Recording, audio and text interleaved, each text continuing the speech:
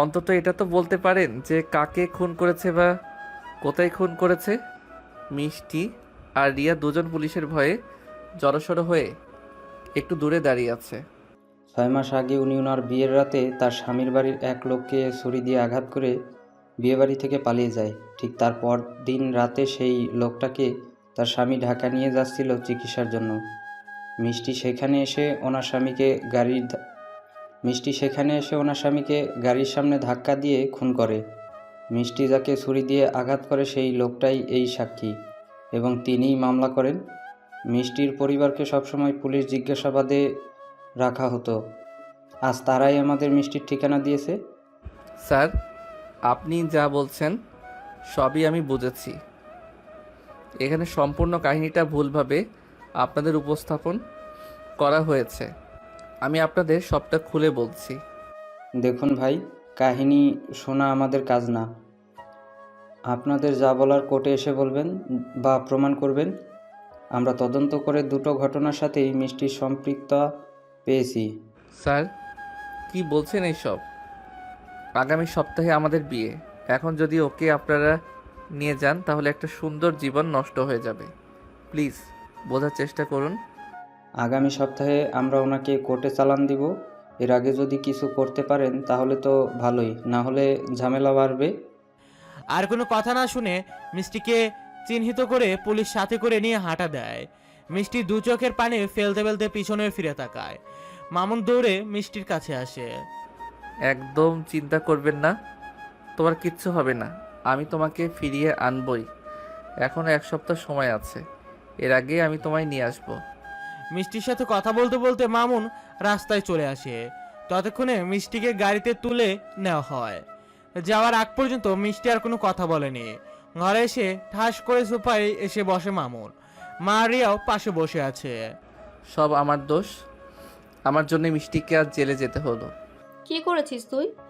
বিকেলে মিষ্টির বাবা মায়ের কাছে গিয়েছিলাম। মিষ্টি আমায় বারবার নিষেধ করেছিল যে ওরা মানুষ ভালো না, তবু চলে গিয়েছিলাম। ভেবেছিলাম মানুষ তো পরিবর্তন হয়, হয়তো তারাও হয়েছে। ওরা আমায় কেঁদে কেঁদে বলেছিল যেন ঠিকানাটা দেই। বিয়ের দিন লুকিয়ে লুকিয়ে এসে একবার মিষ্টিকে দেখে যাবে, বিশ্বাস করে ঠিকানাটা দিয়েছিলাম। যারা মেয়েটার জীবনটা নরক বানিয়ে দিয়েছিল তুই তাদের কাছে কোনো ভরসায় গিয়েছিলি? এতটা বোকা কি করে হলি তুই? বুঝতে পারিনি মা, অনেক বড় ভুল করে ফেলেছি আমি। যেভাবে হোক ওকে বের করে নিয়ে আয়। হুম, ওকে আমি নিয়ে আসবো। সব প্রমাণ আমি জোগাড় করব। বলেই মামুন ঘর থেকে বেরিয়ে পড়ে। সোজা থানায় এসে মিষ্টির মুখোমুখি দাঁড়ায় মামুন। আমায় ক্ষমা করে দিও, তোমার কথা না শুনে তোমায় বিপদে ফেলে দিলাম। কি করছেন আপনি? তোমার মায়ের কাছে গিয়েছিলাম, পুলিশ ওখান থেকেই ঠিকানাটা পেয়েছে। মুচকি হেসে মিষ্টি জবাব দেয়। আপনি একটা পাগল, কথা বলবেন না বলে ঠিকানা নিয়েছিলেন। যাই হোক, আল্লাহ ভাগ্যে যা রেখেছেন তাই হবে। কিচ্ছু হবে না, আমি আছি কি করতে। একদম চিন্তা করবে না। আপনাদের খুব মনে পড়বে। রিয়া তো আমাকে ছাড়া ঘুমোতে পারে না। ওকে বলবেন কয়েকদিন কষ্ট হবে, পরে ঠিক হয়ে যাবে। তোমার মৃত স্বামীর ঠিকানাটা দিবে? আমি তো ভেতরে। এবার কি নিজের বিপদ বাড়ানোর চিন্তা করছেন? বাসায় যান। ঠিকানাটা দাও। কি করবেন ঠিকানা দিয়ে? যে তোমার নামে এই মিথ্যা মামলা করেছে তাকে খুঁজে বের করে মামলা তুলে নিতে বলবো। দিব না। দিতে বলেছি। না, আপনি চলে যান। না দিলে আমি আর বাসায় ফিরবো না। কেন এমন করছেন? ওর ভালো মানুষ না, আপনার ক্ষতি করে ফেলবে।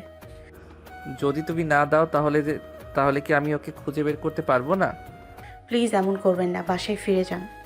চিন্তা করো না, তোমাকে নিয়ে আমি বাসায় ফিরবো, এর আগে না। মিষ্টিকে আর কিছু বলার সুযোগ না দিয়ে মামুন বেরিয়ে পড়ে। জোরে জোরে চিৎকার করে মিষ্টি মামুনকে ডাকছে, কিন্তু সেই আওয়াজ আর মামুনের কান পর্যন্ত পৌঁছাচ্ছে না। আম্মু, রাতের প্রায় 3টা, ভাইয়া এখনো ফিরল না। হ্যাঁ রে মা, অনেকক্ষণ যাবত ওকে ফোন দিচ্ছি, ফোনটাও বন্ধ বলছে। আমার তো খুব চিন্তা হচ্ছে। ভাইয়া কি মিষ্টির জন্য থানায় বসে আছে? চলো আমরা গিয়ে দেখি। এত রাতে বাইরে বের হওয়া ঠিক হবে না, সকাল পর্যন্ত দেখি, এরপর যাব। পরদিন সকাল সকাল শানু বেগম রিয়াকে সাথে নিয়ে থানায় যায়। আমার মেয়ের সাথে দেখা করতে এসেছি। ওনার তো জামিন হয়ে গেছে। জামিন হয়ে গেছে? কখন? কাল রাতেই ওনার স্বামী এসে ওনাকে নিয়ে গেছে। স্বামী? জি।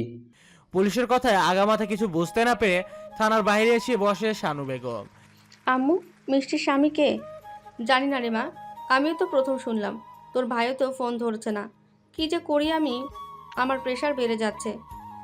চলো বাসায় চলো। বাসায় কি করব? মিষ্টি কোথায় চলে গেল? তোর ভাইয়েরও কোনো খবর নেই। একটু পর মামুনের ফোন থেকে শানু বেগমের কাছে কল আসে। মা, কই তোমরা? তুই কই বাবা? তোকে কত খুঁজতেছি। আমি তো বাসায় আসলাম। তোমরা কই গেছো? আমরা থানায়। থানায় কেন? জলদি বাসায় এসো। আচ্ছা, আসতেছি। কে আম্মু? ভাইয়া কল দিছে? হ্যাঁ। কই সে? বাসায় বললো চল। হ্যাঁ চলো। রিয়া শানু বেগম বাসায় এসে দেখে মামুন ড্রয়িং রুমে বসে টিভি দেখতেছে। কই ছিলি তুই সারা রাত? কোথাও যাইনি তো। তাহলে বাসায় কেন আসলি না? একটা গুরুত্বপূর্ণ কাজে গিয়েছিলাম। তোমরা থানায় কেন গেলে? তুই ফিরে আসছিলি না, তাই ভাবলাম মিষ্টির জন্য হয়তো থানায় বসে আছি। কিন্তু গিয়ে দেখি মিষ্টিও থানায় নেই। ওর স্বামী নাকি ওকে জামিন করিয়ে নিয়ে গেছে। আর তুই এখন রুমে এসে টিভি দেখছিস? কোথায় থেকে এলো মিষ্টির স্বামী? শুনবে? কি শুনবো? কাল রাতে কি হয়েছে শুনবে? কি? বসো এখানে। হুম। মিষ্টিকে বাঁচানোর কোনো উপায় না পেয়ে পুরো পাগল হয়ে গিয়েছিলাম। আমার প্রয়োজন ছিল সেই লোকটাকে যে মিষ্টির নামে মামলা করেছিল, কিন্তু তার ঠিকানা আমি জানতাম না। তাই রাতেই মিষ্টির মায়ের কাছে গিয়েছিলাম। ওরা আমায় দূর দূর করে তাড়িয়ে দিয়েছিল। হতাশ হয়ে ওদের বাড়ি থেকে ফিরে আসছিলাম, সামনে একটা লোকের সাথে ধাক্কা লাগলো। আমার সাথে ধাক্কা লেগেই লোকটা পড়ে যায়। ওই লোকটাকে দেখে বেশ অবাক হলাম। এত রাতেও লোকটা সানগ্লাস পরেছিল। আমার সাথে ধাক্কা খাওয়ায় তার সানগ্লাসটা পড়ে যায়। খেয়াল করে দেখলাম তার এক চোখ নষ্ট। তড়িঘড়ি করে লোকটা সানগ্লাস পরে সামনের দিকে হাঁটা দেয়। পেছন ফিরে দেখি সে মিষ্টির মায়ের ঘরের দিকেই যাচ্ছে। তখনই মিষ্টির কথা মনে পড়ে গেল। যেই লোকটা মামলা করেছিল তার তো এক চোখ নষ্ট ছিল, যা মিষ্টি নষ্ট করেছিল। লোকটার পিছু নিয়ে দেখি সে মিষ্টির মায়ের ঘরে প্রবেশ করে।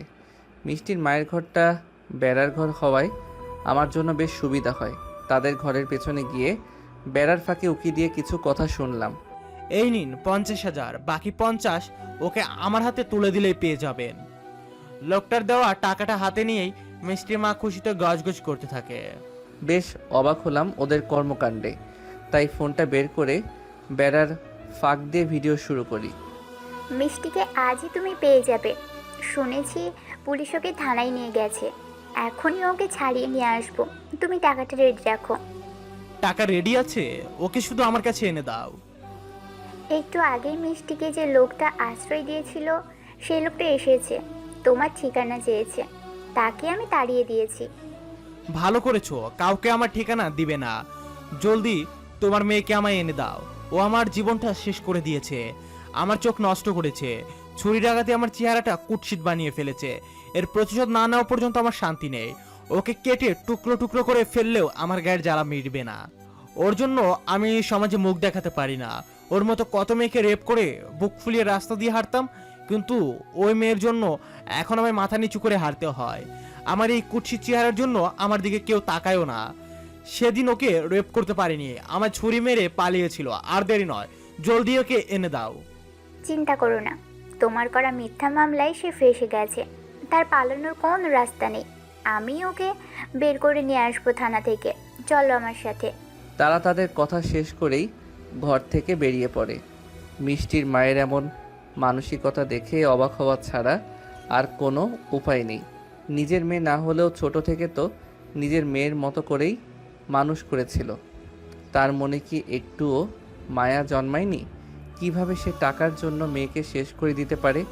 মিষ্টির মতো আমার মনেও তার মায়ের জন্য প্রচণ্ড ঘৃণা জন্মায়। তাদের আগেই থানায় এসে পৌঁছাই এবং ভিডিওটা পুলিশের হাতে তুলে দেই। এর প্রায় 1 ঘন্টা পর মিষ্টির মা বাবা আর ওই লোকটা থানায় এসে পৌঁছায়। আমি পেছনে বসেছিলাম, মিষ্টির মা এসে পুলিশের কাছে বলে যে তারা যেই মেয়েকে গ্রেপ্তার করেছে সেটা আসল অপরাধী নয়, ঠিকানা সম্ভবত ভুল ছিল, তাই ওই মেয়েটাকে যেন তারা ছেড়ে দেয়। মেয়েটা সম্পূর্ণ নিরপরাধ। পুরো অফিস চারদিক থেকে পুলিশ ঘিরে ফেলে, তাদের অবাক করে দিয়ে সবাইকে গ্রেফতার করে ভিতরে নিয়ে যাওয়া হয়। আমি ওখানে বসেছিলাম। ঘন্টা দুয়েক পর সেই পুলিশটা আমার সামনে আসে যে বাসা থেকে মিষ্টিকে নিয়ে এসেছিল। আপনার দেয়া ভিডিও দেখে ওদের জবানবন্দি নেওয়া হয়েছে। প্রাথমিক জিজ্ঞাসাবাদে সবাই নিজেদের দোষ স্বীকার করেছে, তাই সবাইকে গ্রেপ্তার করা হয়েছে। স্যার, মিষ্টি একটু অপেক্ষা করুন, কিছু কাগজপত্রের কাজ আছে, শেষ হলেই ওনাকে ছেড়ে দেওয়া হবে। স্যার বাঁচালেন, সামনের সপ্তাহে আমাদের বিয়ে। বুঝতেই পারছেন কি হতো। সরি ভাই, এটা আমাদের ডিউটি, নিজের মন মতো কিছু করার সুযোগ নেই। আমাদের বিয়েতে আপনার দাওয়াত রইল, আসবেন কিন্তু। সময় নাই রে ভাই, এমন চাকরি করি যে 2 মাস হলো নিজের বউটারে চোখে দেখি না। সামনের মাসে বাড়ি যাবো, বউটা প্রতিদিন ফোন দিয়া আসতে বলে। তোর ফাও প্যাচাল বন্ধ করে কাজের কথায় আয়। এরপর কি হলো? এরপর আর কি, পুরো পুলিশ স্টেশনকে বিয়ের দাওয়াত দিলাম। রাখ তোর দাওয়াত। সারাত করেছিলি? মিষ্টি কোথায়? মাঝরাত হয়ে যাওয়ায় আর বাসায় আসিনি। সামনে যেই পার্কটা আছে ওখানেই বসেছিলাম। এখন মিষ্টি কই? সবগুলো পাতিল খালি, ক্ষুধায় জান যায় যায় অবস্থা। তাই মিষ্টি নাস্তা বানাচ্ছে, রান্নাঘরে আছে, গিয়ে দেখ। মেয়েটার উপর দিয়ে এতটা ধকল গেল, আর তুই ওকে রান্নাঘরে পাঠিয়ে এখানে পায়ের পর পাথরে টিভি দেখছিস? আমার কি দোষ? সে তো আমার সাথে কথাই বলছে না। কেন? রেগে আছে বোধহয়, সেই রাত থেকে একটা কথাও বলেনি। রাগার দরকারও আছে। থাক তুই এখানে। মামুনকে ড্রয়িং রুমে রেখে রিয়ার শানু বেগম রান্নাঘরের দিকে এগিয়ে যায়। মিষ্টি, আরে মা, কোথায় ছিলেন আপনারা? থানায় গিয়েছিলাম। ও, আমি তো চলে এসেছি। হ্যাঁ, মামুন সব বলেছে। বুকের ওপর থেকে পাথর নেমে গেছে মনে হচ্ছে। তুমি রুমে যাও, ওই নাস্তা বানাচ্ছি। না না মা, আমি পারবো। পারলেও এখন করা লাগবে না, রুমে গিয়ে একটু বিশ্রাম নেয়। বিশ্রাম তো পরেও নিতে পারবো। যেতে বললাম না, যাও। আচ্ছা। রিয়া মিষ্টিকে সাথে করে নিয়ে রুমে এসে বসে। মিষ্টিকে রুমে যেতে দেখে মামুনও পিছন পেছন রিয়ার রুমে এসে মিষ্টিকে সামনে দাঁড়ায়। তোর এখানে কি? তোর ভাবির সাথে একটু কথা বলতাম। সে বলবে না। একটু রান্নাঘরে গিয়ে মাকে সাহায্য কর, আমি ওর সাথে একটু কথা বলি। রিয়া, তুমি যাবে না? এখানে বসে থাকো। আমার অপরাধটা কি সেটা তো বলো। কেন আমার সাথে কথা বলছো না, এটারও জবাব দেবে না? রিয়া, ওনাকে বলো আমি ওনার সাথে কথা বলবো না। কিন্তু কেন? যে আমার কথা শোনে না, কেন তার সাথে কথা বলবো? বাবারে, একটা ভুল না হয় করে ফেলেছি, তাই বলে কথা বলবে না? না। ঠিক আছে, আমার সাথে কথা না বললে আমি খাবো না। রিয়া, ওনাকে ঢং করতে মানা করো। আমি ঢং করতেছি? ঠিক আছে, কাল দুপুরের পর থেকে আমি এখনো কিছু খাইনি। একটু পর জ্ঞান হারাবো, তখন যেন আমার কাছে না আসে। ভাই, এবার কিন্তু ওভার অ্যাক্টিং করছিস। যা নিজের রুমে যা। থাক তোরা, আমিও আর কারোর সাথে কথা বলবো না। মিষ্টির সাথে রাগ দেখিয়ে মামুন সোজা নিজের রুমে চলে আসে। আচ্ছা, ভাইয়ার সাথে কথা বলছো না কেন? সে আমার কোনো কথাই শোনে না। কি এমন কথা? উনি শুনি তো। জানো কাল রাতে কি হয়েছে? কি? আমি তাকে কতবার বারণ করলাম আমার সৎ মায়ের বাড়িতে না যেতে, কিন্তু সে আমার কথা না শুনেই ওদের বাড়িতে চলে যায়। কত বড় বিপদ হয়েছে জানো তুমি? বিপদ? কি বিপদ? কাল রাতে সে থানা থেকে বের হয়ে যাওয়ার পর আমি বুঝতে পারছিলাম সে আবার আমার সৎ মায়ের বাড়িতেই যাবে, কারণ যে মামলা করেছে আমি তার ঠিকানা দিইনি, তাই ঠিকানা নেওয়ার জন্য সে ওই বাড়িতেই যাবে। আমি অনেক চিৎকার চেঁচামেচি করে পুলিশকে বলেছিলাম যেন কেউ গিয়ে ওনাকে নিয়ে আসে। ওরা ভালো মানুষ না, ওনার ক্ষতি করে ফেলবে। কেউ আমার কথা শুনছিল না। এভাবে 2 ঘন্টা চলার পর অতিষ্ঠ হয়ে এক পুলিশ আমার সৎ মায়ের বাড়িতে যেতে রাজি হয়। এর প্রায় 1 ঘন্টা পর তোমার ভাইকে পুলিশ ধরে নিয়ে আসে। জানো কি হয়েছিল? কি? তোমার ভাইকে ওরা ওই বাড়িতে বেঁধে রেখেছিল, যদি ওরা ওনার কোনো ক্ষতি করে ফেলতো। ভাগ্য ভালো, পুলিশ ওনাদের ছাড়িয়ে অপরাধীদের গ্রেপ্তার করে থানায় নিয়ে আসে। এর কিছুক্ষণ পরেই পুলিশ আমাকে ছেড়ে দেয়। আচ্ছা, তাহলে এই ব্যাপার। কোন ব্যাপারে?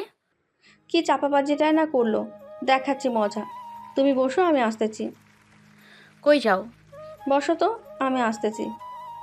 রিয়া দৌড়ে এসে মামুনের রুমে প্রবেশ করে। আমার রুমে কি? তোর রুমে আমি গেছি? যাবিও না আর। তো তুইও বের হ আমার রুম থেকে। তুই কিভাবে এত চাপাবাজি করলি আমার আর আম্মুর সাথে? কিসের চাপাবাজি? আমাদের বলি কিভাবে হিরোর মতো গিয়ে মিষ্টিকে ছাড়িয়ে নিয়ে এলি। এখন কাহিনী তো দেখি পুরোই উল্টো। উল্টা? মিষ্টি কিছু বলছে? সব বলে দিচ্ছে। দেখ, মেয়েটার পেট পাতলা, কথা রাখতে জানে না। মিথ্যক কোথাকার। বনু, আম্মুকে বলিস না প্লিজ। মিথ্যা কেন বললি? অল্প একটু মিথ্যা বলছি শুধু। ভিডিও করার সময় বেড়াতে হেলান দিয়ে ভিডিও করছিলাম। বেড়া এতটাই পাতলা ছিল যে ভেঙে ভেতরে পড়ে যায়। পরে ওরা আমায় ধরে বেঁধে ফেলে। তবে হ্যাঁ, আমায় মারতে পারিনি। এর আগে কি করে যেন পুলিশ এসে পড়ে। পরে আমাদের সবাইকে থানায় নিয়ে আসা হয়। ভিডিওটা পুলিশকে দেখালে আমাকে আর মিষ্টিকে ছেড়ে দিয়ে পুলিশ ওদের গ্রেপ্তার করে। শুধু এতটুকুই মিথ্যা বলছি। কেন মিথ্যা বললি? আমার একটা মান ইজ্জত আছে না?